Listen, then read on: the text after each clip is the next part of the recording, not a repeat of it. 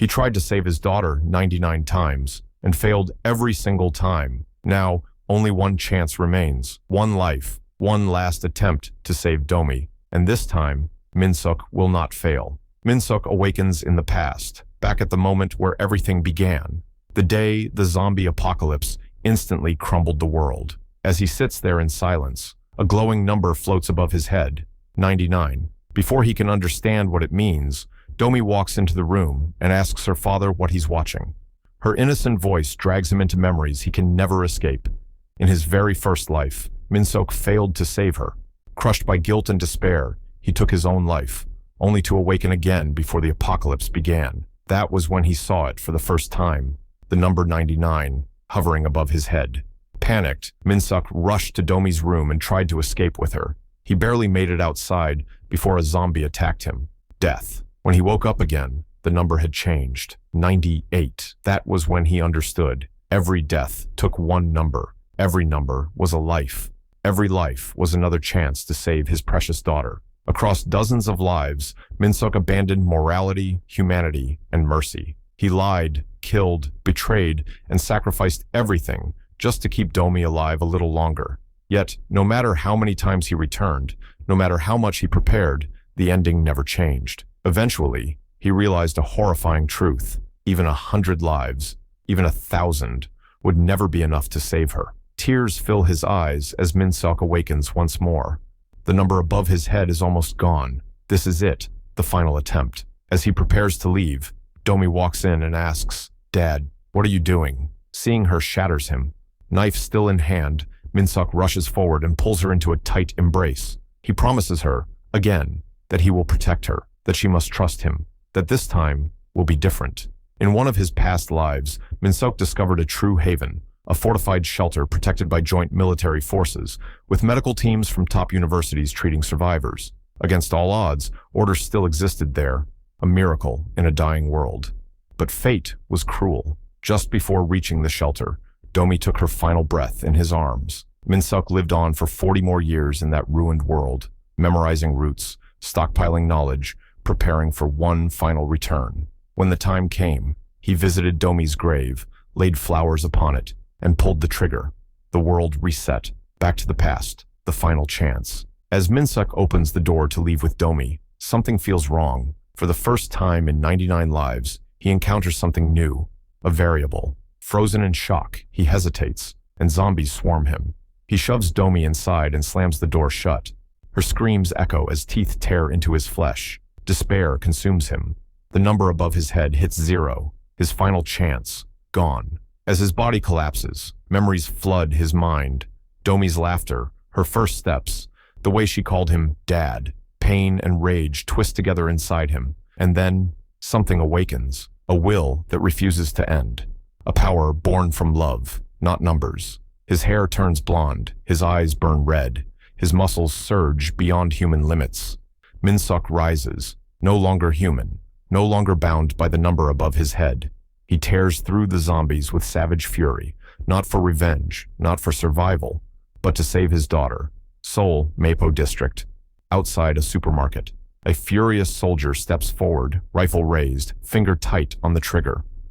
"Identify yourself," he snaps. "How did you survive a zombie swarm out there?" Min-suk doesn't answer fast enough. "Speak," the soldier growls, pressing the barrel closer to Min-suk's head. "Or I put a bullet through your skull." As the soldier stares at him, his expression suddenly changes. "What's wrong with your face?" he mutters. "Are you some kind of celebrity? Why are you wearing sunglasses?" Before Min-suk can respond, another soldier steps in. A woman. She carries herself differently, calm, controlled, commanding. A former captain of the Great Tiger Unit. "Stand down," she orders coldly. "Let them pass, and clear the area." The soldiers hesitate. Min-suk steps forward, desperation creeping into his voice. "Captain, my daughter has been walking for a week," he says. "She's sick. Please, if you won't take me, at least take her inside." One of the soldiers scoffs. "Shh, emotional manipulation." "Captain, you're not some soft-hearted..." The captain suddenly breaks. Tears roll down her face. "Let them in," she whispers. She turns away sharply. "But make it clear, they are not freeloaders." As she walks off, Min-suk watches her back. So she's still the same, he thinks. Cold as a snake, yet vulnerable to emotion. Behind him, Domi tugs at his sleeve, whisper shouting, "Dad, what was that? That wasn't the plan." Minsuk opens his mouth to explain. "Move," a soldier interrupts. "Follow me." As they head toward the supermarket entrance, the air suddenly goes still. A massive shadow rises behind the soldiers. Too late. A giant zombie crashes forward, smashing one soldier into the ground like a doll. It swings again, straight at the captain. She barely dodges. "All units!" she shouts. "Prepare for combat." Gunfire erupts. Bullets tear into the creature. They do nothing. One by one, the soldiers fall, crushed, ripped apart, silenced. "Retreat!" the captain screams. "Fall back into the supermarket." People rush inside in panic. At the entrance, the captain suddenly realizes, "Wait, someone's missing." She grabs Domi's shoulders. "Where's your father? Did he abandon you and run?" Domi shakes her head and points behind her. There. Minsuk stands alone. Punch after punch slams into the giant zombie's body.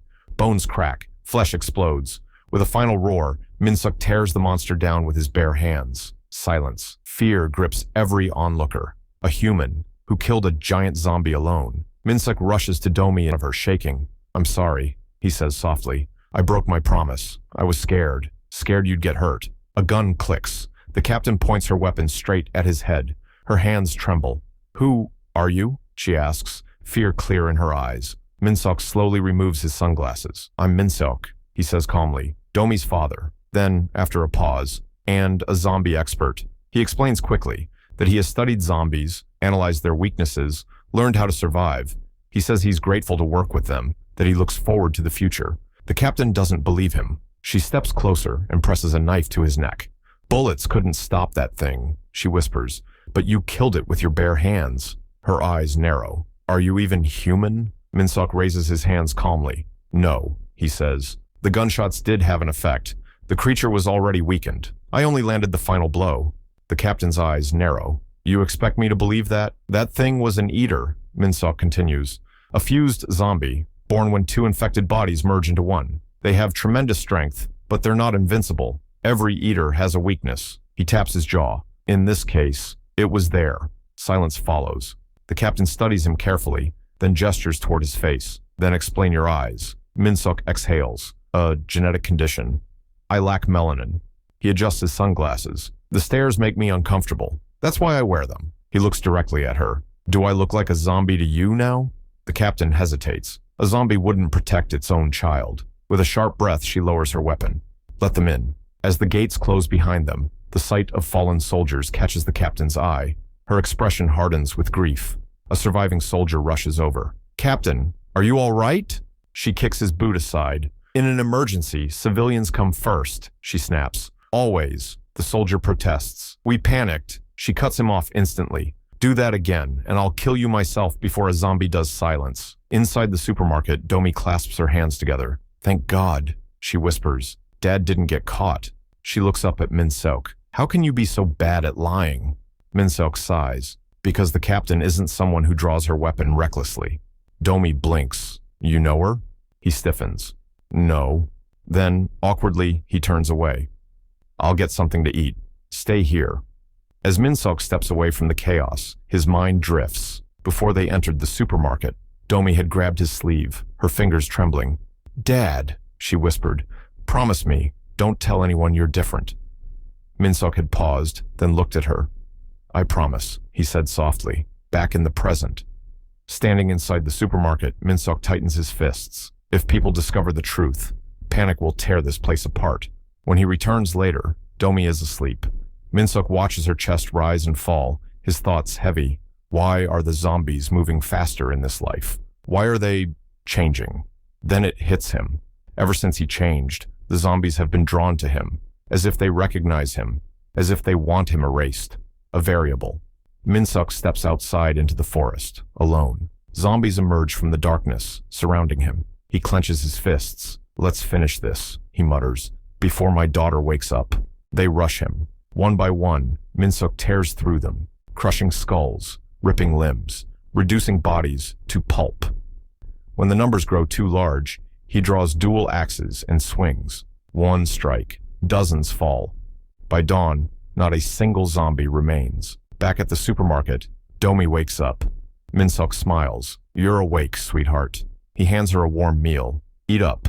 She nods, smiling back. Meanwhile, inside the captain's office. Are you messing with me? The captain demands. The soldier swallows. It's true, ma'am. The noises we heard last night, from 1 a.m. to 5 a.m. He hands her the report. Scouts found dozens of zombies, all dead. The captain's face drains of color.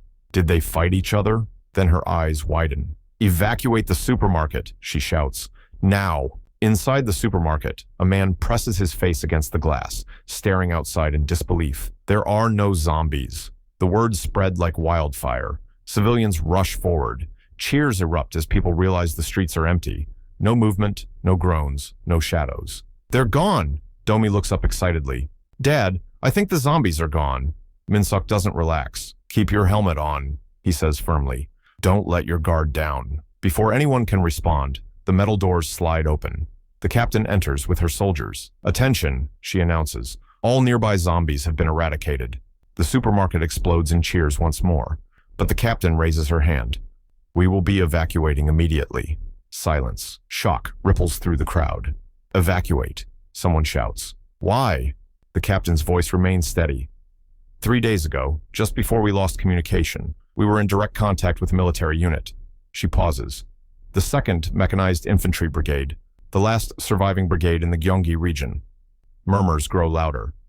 And, most importantly, she continues, they are accepting civilians. Fear spreads instantly.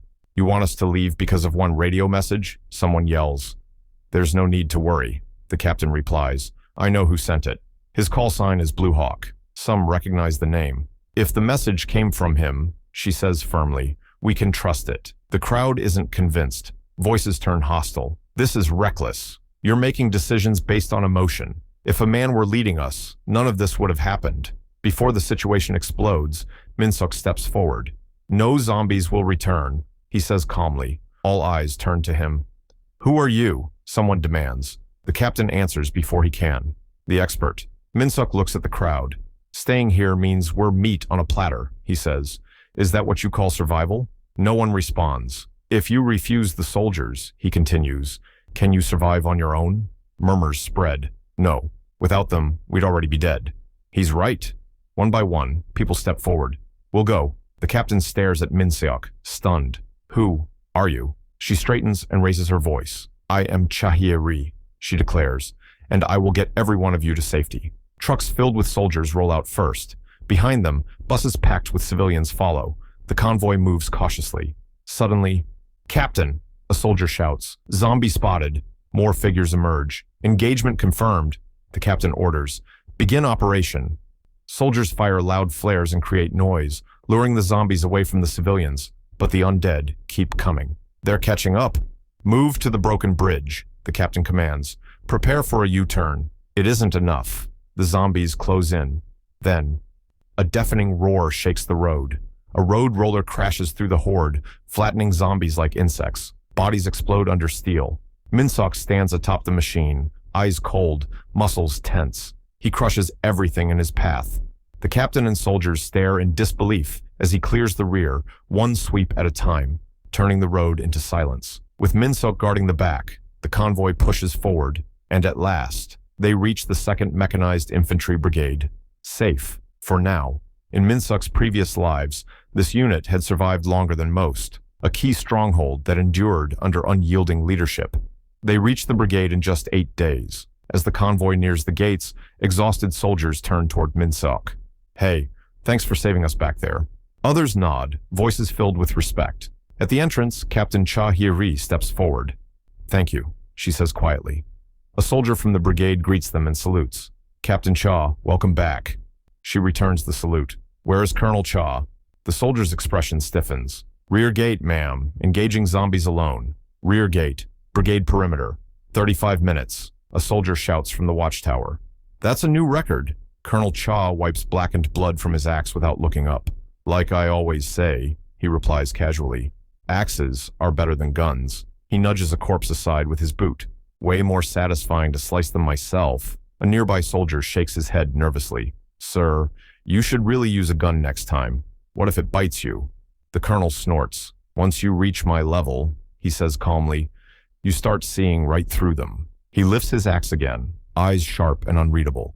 Clear as day. Colonel Cha wipes his axe clean and scoffs. I know their capabilities exactly, he says coldly. With your pathetic skills, you just get in my way. A soldier mutters, that's harsh, sir. Another sighs. I'm offended, but I can't argue with that. The colonel turns to leave. Then, a zombie jerks upright behind him. Before anyone can shout, crash! A road roller slams down, crushing the zombie into the ground. Min-seok steps forward, calm. I'm Min-seok.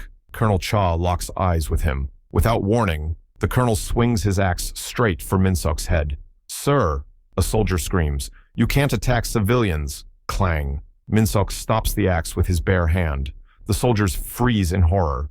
Colonel Cha's eyes sharpen. Red alert! He orders instantly. Get everyone inside, now. Min-seok tightens his grip, cracking the metal. I see, he says quietly. I can't fool your eyes. He crushes the axe head in his palm. If I must stay here, Min-seok continues, then I'll convince you in the language you understand best. The colonel throws off his armor. Good. He lunges. Inside the brigade, alarms scream.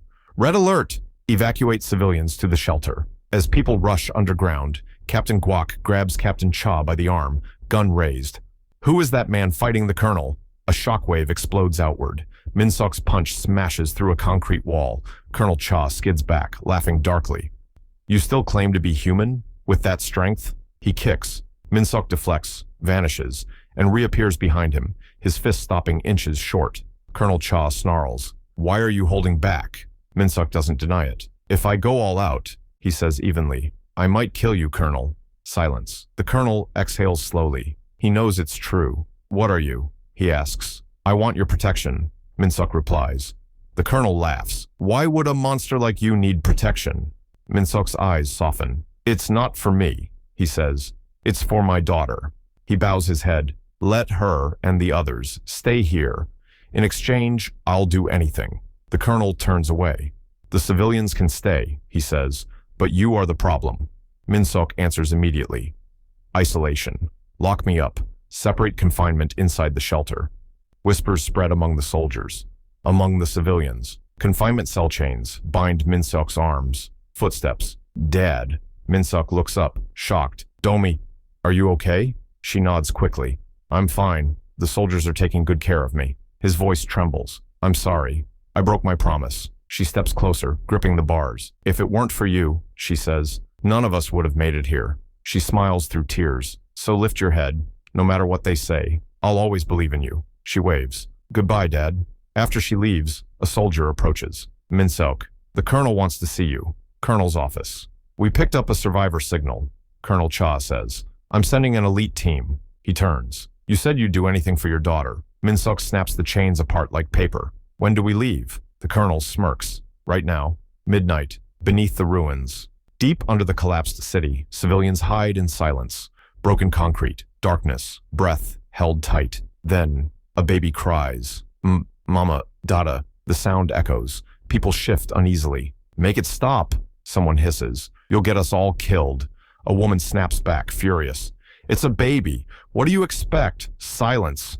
The man clicks his tongue in irritation, then falls quiet. The baby suddenly stops crying. It raises a tiny finger, pointing upward. The woman follows its gaze. A face stares down at her from the ceiling. Its expression twitches, cracks, twists into something inhuman. The street above erupts. Zombies pour in from every direction, and a monster truck crashes through them, grinding bone and flesh beneath its wheels. Inside the cab, Colonel Cha grins. Told you, my car's better than your road roller. Min-seok nods once. The colonel's tone hardens. There are two problems, he says. First, the cave-in. The main entrance is completely collapsed. He exhales. Second, there's something else down there. An unidentified creature trapped with the civilians. He turns to Min-seok. We infiltrate through the ventilation system. Rescue as many as possible inside the cave. Civilians hang upside down, wrapped in thick, sticky webbing. A mother struggles, screaming. My baby! Where is my baby? The web snaps. She falls. Mommy! A child's voice cries out. An old man begs for help. But the woman who earlier defended the baby crawls past him through the webbing, toward the exit. People break free. They run. Screams echo as zombies swarm in, tearing survivors apart one by one. The mother hears her baby's voice again. She runs, deeper into the cave. Then she sees it, something no mother should ever see, her baby. Twisted into a giant spider-like creature, its body bloated, eyes wrong, limbs scraping the walls. Her mind shatters. No, no, no, no! The monster grabs her, lifting her toward its mouth. She screams, and then a metro train crashes through the cave wall in a storm of fire and metal. Flames swallow everything. Before entering the cave, Minsuk had spoken quietly to the colonel. "You can't save everyone," he said, "not with human methods." The fire roars, and the cave burns. The skinwalker hunted silently. It knocked humans unconscious, wrapped them in webbing, and mimicked human voices to lure others closer. A high-rank, spider-type creature, intelligent, patient, cruel. When it sensed Minsuk, fear rippled through its twisted body. It attacked first. Webs shot toward him like bullets. Minsuk dodged every strand without wasting a single breath. He already knew its weakness: fire. Flames erupted as he charged forward, burning through the webs, scorching the creature's flesh. He pressed the attack relentlessly, never hesitating, until— "Stop!" A rock struck his shoulder. The mother screamed, tears streaming down her face. "Don't touch my son!"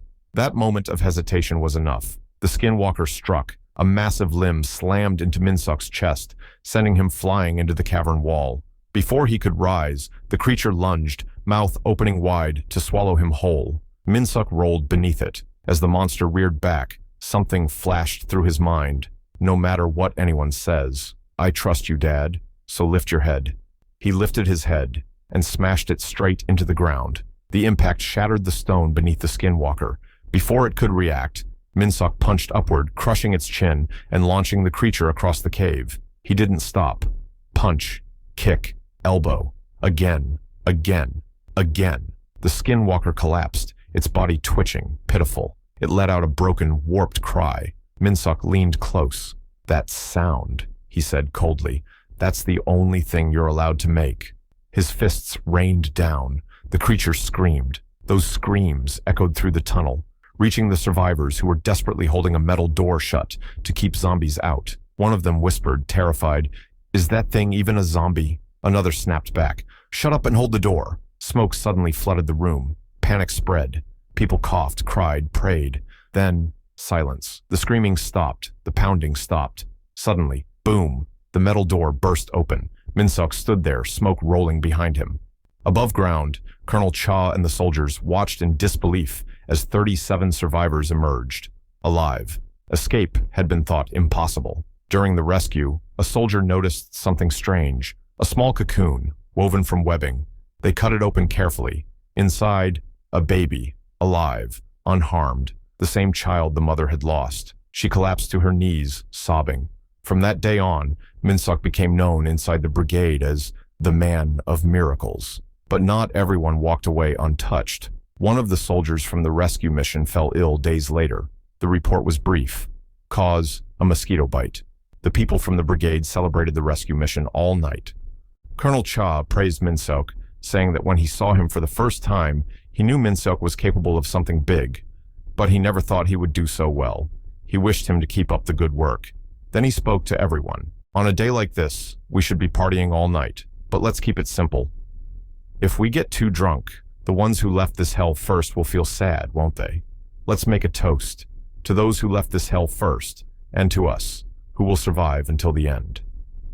Minsuk awkwardly asked the colonel why he wasn't asking how he was so sure the colonel's plan would fail, and how Minsuk became a monster. The colonel simply replied, "I'm not interested in stories. I'm interested in saving people from this hell." Then the colonel asked, "Your destination was Daejeon. Then why are you here?" Minsuk replied, "I still have work to do in this brigade. Every time I've been impatient and rushed, the result has never been good." The colonel said, "The thing that is closest in the world, and the hardest thing to control, is a child." Domi walked up, tired, about to go inside. Minsuk left the colonel to take Domi in. The colonel noticed how Minsuk's face changed when he was with his daughter and thought that he could make that face as well. He was a dad after all.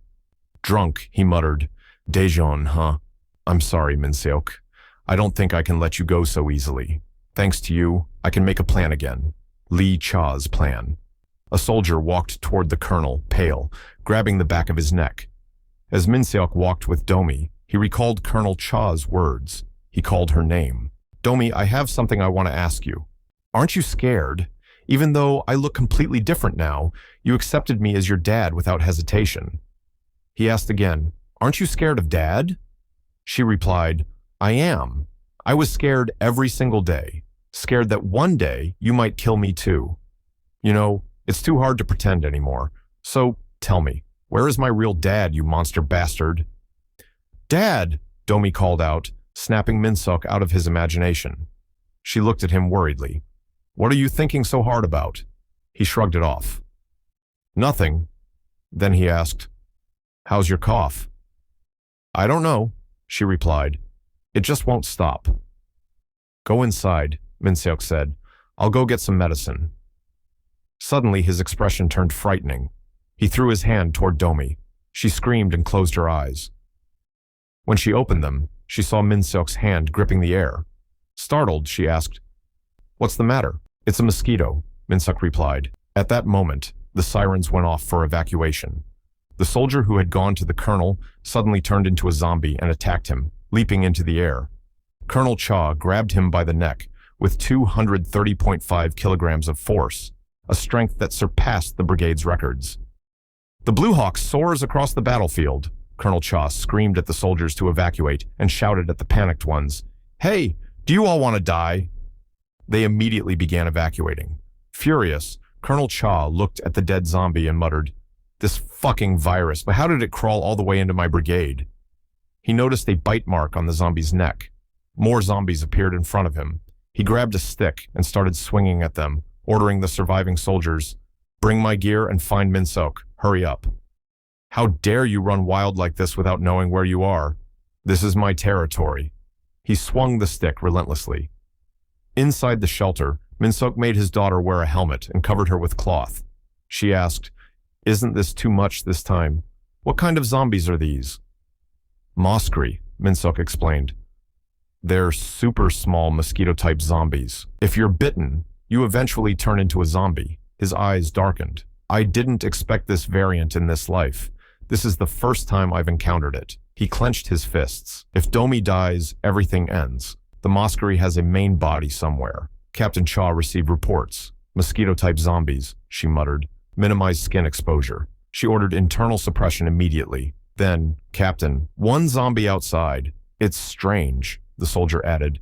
It looks like a giant toad. The creature opened its mouth. Thousands of mosquito zombies poured out. Retreat, Captain Cha shouted. Before they could, someone descended from the sky.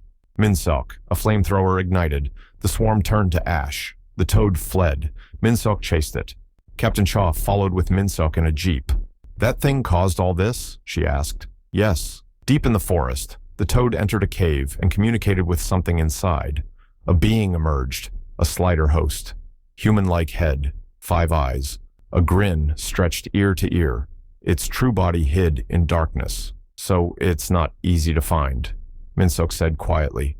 A surprise attack. Before anyone could react, Min-seok moved. He crashed into the toad-like creature with overwhelming force, driving its massive body straight into the ground. The impact split the earth beneath it. The creature screamed. Its mouth tore open wide, and thousands of mosquito-type zombies poured out like a living cloud. Captain Cha raised her weapon, and fire erupted. The swarm was swallowed by flames, their bodies turning to ash mid-air. Captain Cha's radio crackled. Captain, cleanup phase has begun. Civilians are secured. She paused, listening. Your daughter is safe. Min-seok exhaled slowly. Thank you for letting me know. It's fine, Captain Cha replied calmly. You're the one who saved us. She continued. The suppression was successful because the initial response was accurate. There was a brief pause. I heard that decision was yours, Captain Cha asked once again, her voice tense and sharp. How do you know all of this? Min-seok didn't even look at her. Now isn't the time, he replied calmly. If we don't kill the host, the brigade will be in danger again. Captain Cha clenched her jaw. She knew he was right. The right questions can wait, she told herself. She steadied her breathing and asked, So all I need to do is block its escape route, right? Yes, Min-seok answered immediately. Not giving it any opening is the key. He paused. but that alone won't be enough. Back in the present, Min-suk focused on the creature ahead. Its greatest characteristic was excessive reproduction. It multiplied endlessly, spawning attached organisms at a rate that was impossible to accurately estimate. Even destroying hundreds, thousands, millions would mean nothing if the core was allowed to continue. There was only one method: trap it inside the cave, force it to keep producing until it stopped. Min-suk clenched his fists. Just keep killing. Memories of mosquito-type zombies flooded his mind. How fast they spread, how silently they turned people, how merciless they were. Perfect, he muttered. I'll kill you in one go. Rage burned through him. My anger is too hot. Without hesitation, Min-suk leapt forward and charged straight into the swarm outside the cave. Captain Cha stared in disbelief. That crazy bastard, what the hell is he doing? Before she could issue another command, her radio crackled to life. Captain, please respond. Captain, where are you right now? I'm here, she replied sharply. What's going on? The next report froze her blood. After 18 hours, 26 minutes, and 34 seconds of combat, the number of organisms eliminated is confirmed. She swallowed. 7,127,446 entities. Silence filled the channel. Min-suk stood outside the cave, his body shattered, bones twisted, joints broken, blood dripping from every limb. Without hesitation, he grabbed his own arm and reattached the broken bone, snapping it back into place as if it were nothing. Back at the brigade, Captain Cha rushed in after hearing that Colonel Cha was in danger. But when she arrived, he was standing perfectly fine. Relax, the colonel said with a grin. I'm absolutely fine. Were you worried about me? He laughed. A nearby soldier explained.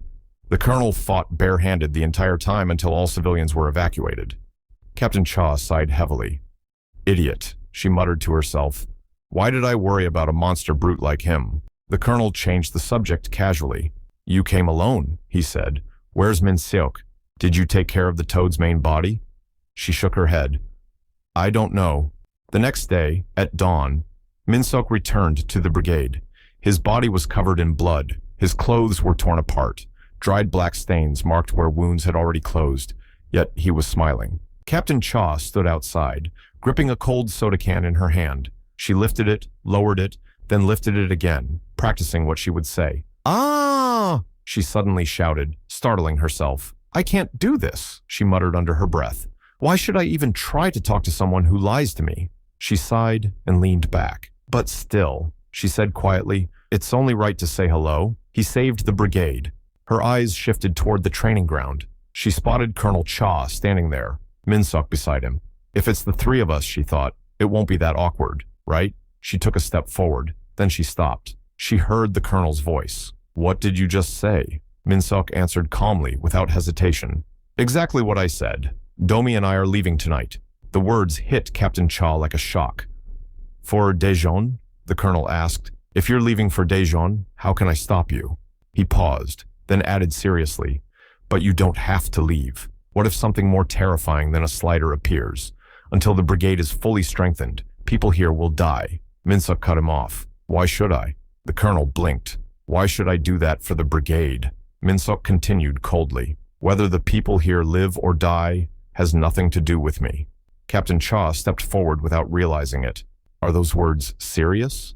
Min-suk turned to her. Yes, he replied. The only thing that matters to me is Domi. Whatever happens to all of you has nothing to do with me. Captain Cha clenched her fists. Without another word, she turned and walked away, grinding her teeth so hard her jaw hurt. Min-suk watched her leave but said nothing. Inside his mind, his thoughts were clear. Sometimes, when people go through life and death together, feelings grow. Captain Cha is starting to feel something. If it goes deeper, she'll get hurt. So I have to cut it now, while it's still just a sprout. That way, she'll be safe too. Colonel Cha exhaled slowly. Be careful, he warned. Don't push her away so coldly. He looked at Min-suk seriously. Think rationally. In a world like this, do you really think Daejeon will be fine? Wouldn't it be better to work with me and turn this brigade into the strongest shelter possible? Min-suk considered it. It was a good proposal, but there was no time. In my last life, Min-suk said, it took 10 years for a slider to appear. He looked up. In this life, it took 10 days. If another high-level creature appears, this place will collapse before it even has time to grow stronger. He turned away. I've decided. Domi and I are going to Daejeon tonight. Night fell under the pale moonlight. A plant-type zombie emerged from the darkness.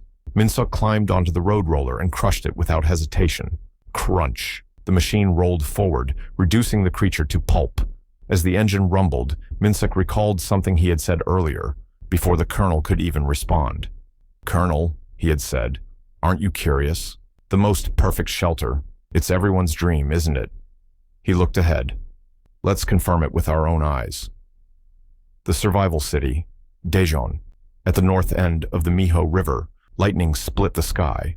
A bolt struck downward, illuminating the silhouette of a long-headed zombie standing on the opposite riverbank. The creature let out a shrill, distorted scream that echoed across the water. "Damn," a soldier muttered. "Look at the size of that thing. It's huge." 4 soldiers, dressed in full military gear, stood in position, carefully analyzing the creature through a hovering drone. The live feed showed something unsettling. "It's a poison type," Minsuk said calmly. "The toxin flows through its entire body." The colonel narrowed his eyes.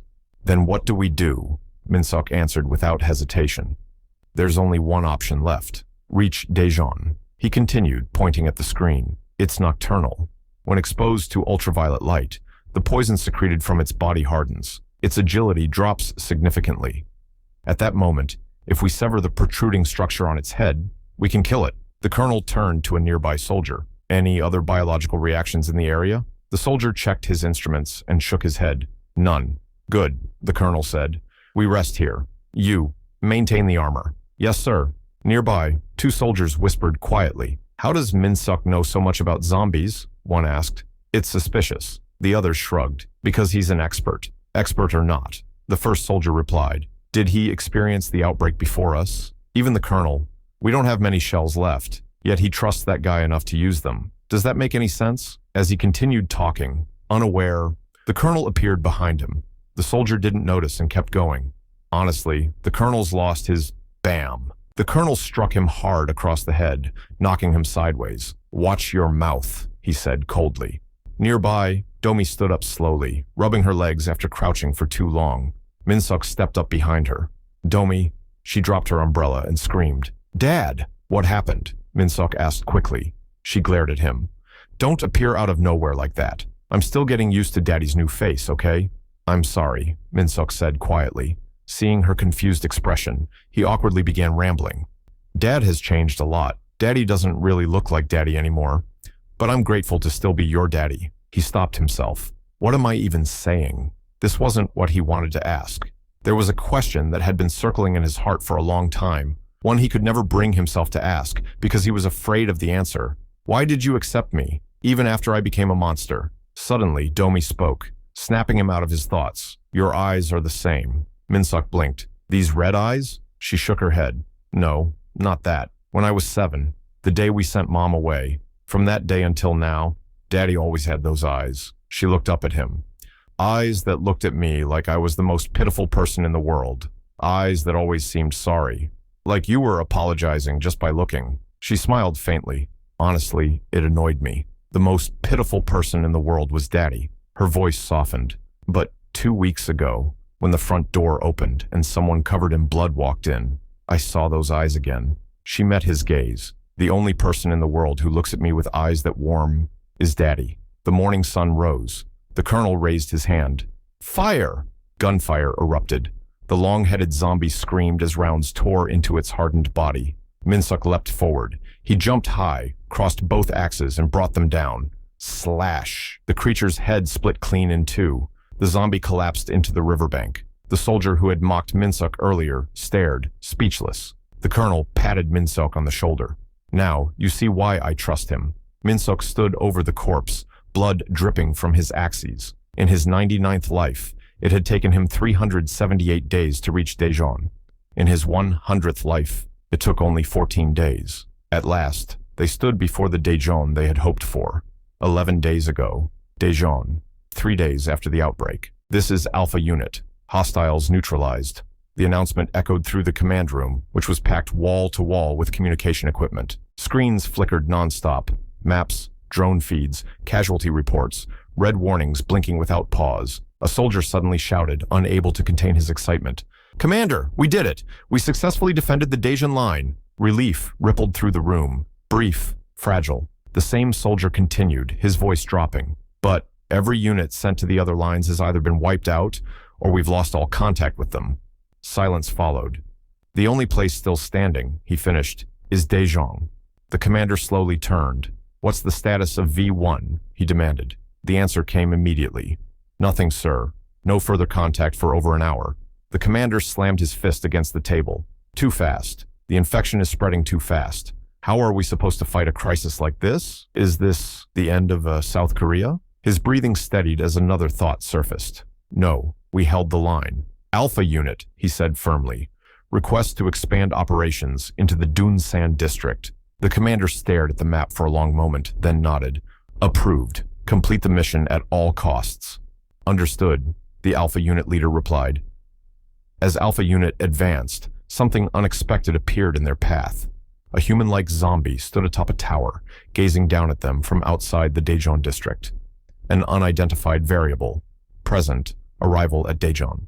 Colonel Cha looked around slowly, disbelief written across his face. "What is all this?" He turned to Min Seok. "The Daejeon you kept talking about, this isn't what I imagined at all." He let out a low laugh. "It's better. Far better than I ever imagined." Only then did he understand why Min Seok had been so insistent on coming here. Soldiers around them broke into cheers as they saw intact buildings, secured exits, and organized defenses. Domi smiled brightly. "Just like you said, Dad, Daejeon is already—" She stopped. She felt it. Min Seok's presence changed. "Dad?" she called out softly. Min Seok stared at the city. Something was wrong. After the outbreak, every city had fallen. Daejeon should have been no different. At best, a single district should have survived. But here, Daejeon hadn't just survived. It had counterattacked. It had pushed back the infected. When Min Seok first arrived in his previous life, only one district had been secured. Now, multiple districts were fortified, and all of this had happened in just 14 days. A cold unease crawled up his spine. His instincts, sharpened 100-fold, began screaming. Something is wrong. He grabbed Domi's shoulder gently. "Stay by my side," he ordered quietly. "No matter what." The colonel turned sharply. "Move fast," he ordered the soldiers. "Pack up and enter the city immediately." Before they could move, a soldier hesitated and raised his hand. "Sir, something happened on the way here." "What is it?" the colonel asked. "You remember that wide plain we passed?" The soldier swallowed. There was a massive line drawn across the land. It didn't look natural. It was deliberate. He pulled up a drone recording. The image appeared on the screen. The colonel frowned, unable to make sense of it. Before he could speak, Min Seok grabbed the tablet. His face darkened.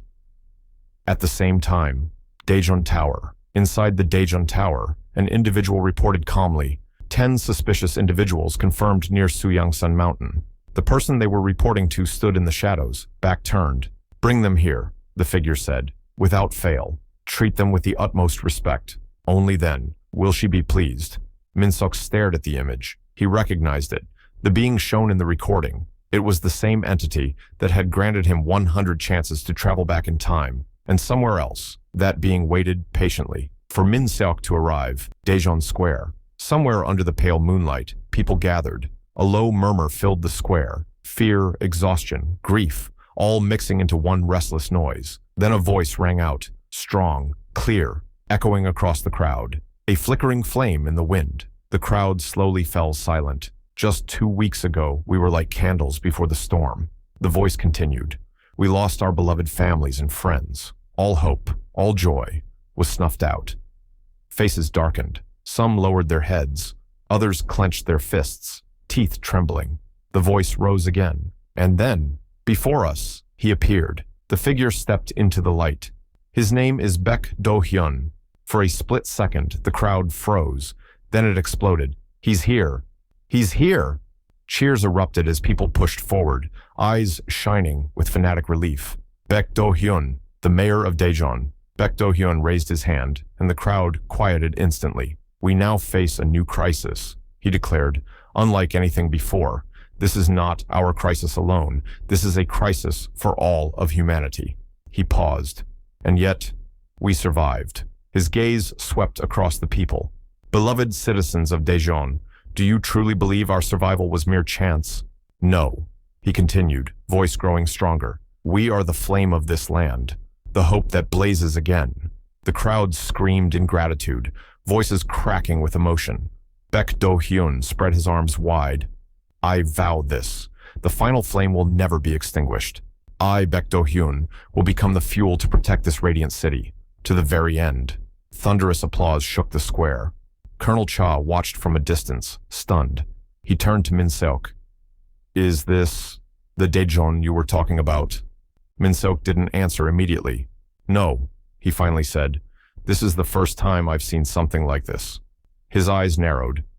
In my past life, nothing like this ever existed. Even the Blue Hawk unit once stood at the heart of Daejeon. But here, his jaw tightened. They've been reduced to lackeys. And more than that, he muttered, scanning the crowd. He's not here. The Blue Hawk unit leader, Min Seok said quietly. The hero, Shin Ji-woo. His gaze returned to the man on stage. What kind of variable is this Daejeon? Baek Do-hyun. Just who are you? Baek Do-hyun raised his hands again. Our goddess has sent us new comrades, he announced. Please welcome them with a roaring cheer. Before the crowd could react, boom! The stage exploded. Smoke erupted violently, swallowing the platform. People screamed, hands flying to their mouths. Min Seok immediately turned to Domi, pulling her close. Smoke grenade, he realized instantly. Who the hell? Through the thick smoke, he spotted Baek Do-hyun stumbling, coughing violently. Then, a figure appeared behind him. A man in combat gear, the Blue Hawk unit leader. He raised his gun and fired. The crowd shrieked in terror. He shot him! He's dead! Blue Hawk soldiers surged forward and subdued the attacker. Several soldiers recognized him instantly. Min Seok did too. The man screamed desperately, Citizens, it's over. Come to your senses. We've been deceived by Baek Do-hyun. Please, open your eyes. Then, Baek Do-hyun stood back up. Blood streamed down his head. The crowd froze. Then, they cheered. The Blue Hawk leader whispered in disbelief, This monster. Baek Do-hyun smiled.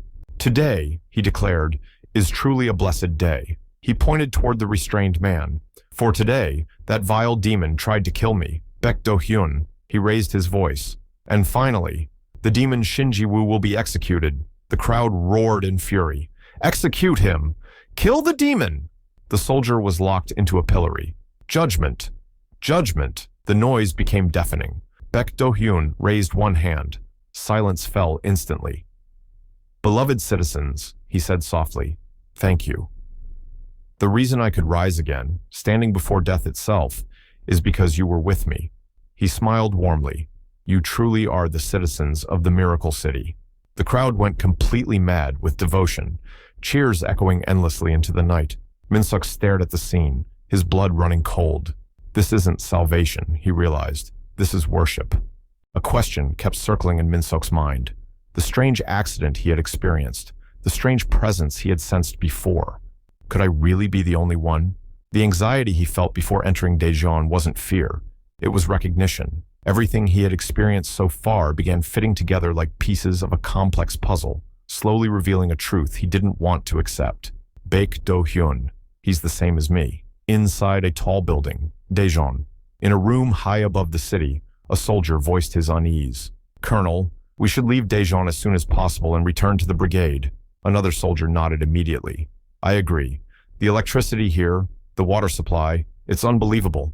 Everything works. But the people, he hesitated. They aren't in their right minds. He swallowed hard and continued. And the strangest of all is the mayor, Baek Do-hyun. His face paled. When I watched his head explode yesterday, I almost threw up. His voice dropped. I swear, I saw him smiling while that man was pointing a gun at him. He clenched his fists. I think it was staged. We shouldn't get ourselves involved with them. The other soldier joined in, trying to persuade the colonel. This place feels wrong. We should leave Daejeon immediately. Colonel Cha raised his hand sharply. That's enough. His voice left no room for argument. You're dismissed. All of you. The soldiers hesitated, then saluted and left the room. Only Min Seok remained. Colonel Cha turned slowly. Min Seok, he said, voice low. Tell me. Baek Do-hyun, is he the same kind of monster as you? Min-seok didn't flinch. As expected, he replied calmly. You knew. The colonel's gaze hardened. I told you before. I can tell just by looking. People like us, him, you, we emit something non-human. His voice turned cold. Did you know? And did you come here on purpose, planning to deceive us by staging all this with Baek Do-hyun? Min-seok cut him off immediately. No, absolutely not. His tone sharpened. Making you my enemy would put Domi in danger. I would never take that risk. He continued quietly. Baek Do-hyun, he's a variable, even to me. The colonel exhaled slowly. I see. He nodded. Then we've reached a conclusion. We're going back to the brigade. He looked away, thinking aloud. I trust the solidity of the brigade I built. If my absence drags on, I'll be honest. I'm anxious. He clenched his jaw. It's true. Daejeon's infrastructure is tempting. My dream was always to build an outpost city for humanity's reconstruction. This place has more potential than anywhere else. Then his expression darkened. But as long as Daejeon is consumed by this madness, it's impossible. He scoffed. Like the kids said, getting involved is a headache. Let's just go back. Min-seok nodded. Yes, I agree. Outside the tower, guards noticed Min-seok approaching. He bowed his head slightly. My name is Min-seok. I came hoping to meet the mayor. One guard frowned. You must be one of the new citizens who arrived yesterday, but I'm sorry. You may not know this, but the mayor cannot grant audiences freely. Min-seok met his eyes calmly. Then please relay a message. If you do, he'll definitely want to meet me. The top floor of the tower was silent. Min-seok sat across from Baek Do-hyun. The mayor smiled faintly. Why did you wish to meet me? He asked. Min-seok replied calmly. You must have already heard. That's why you let me in, isn't it? Before the meeting, Min-seok spoke to Colonel Cha. I agree with your decision to leave, but only if you let us leave easily. This place is a massive cult. In other words, they'll violently detest anyone who tries to escape. I know very well how extreme cult-like groups can become. If that happens, people could get seriously hurt or die. He paused. And if Baek Do-hyun is the same kind of existence as me, then he definitely felt uncomfortable, just like I did. The colonel slammed his hand on the table. Get to the point. What's the plan? Min-seok answered calmly. Tomorrow morning, I'll go meet Baek Do-hyun. I'll reveal my identity. The colonel stared. That's your plan? Min-seok cut him off. However, I'll introduce myself differently, as someone he can't afford to provoke, as a being that cannot coexist with him in Daejeon. Min-seok leaned back in his chair, expression casual. I'm like you, he said, the same as you. One chosen by the goddess.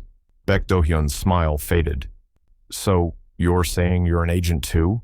Yes, Min-seok replied. That's right. Baek Do-hyun pondered for a moment. I see.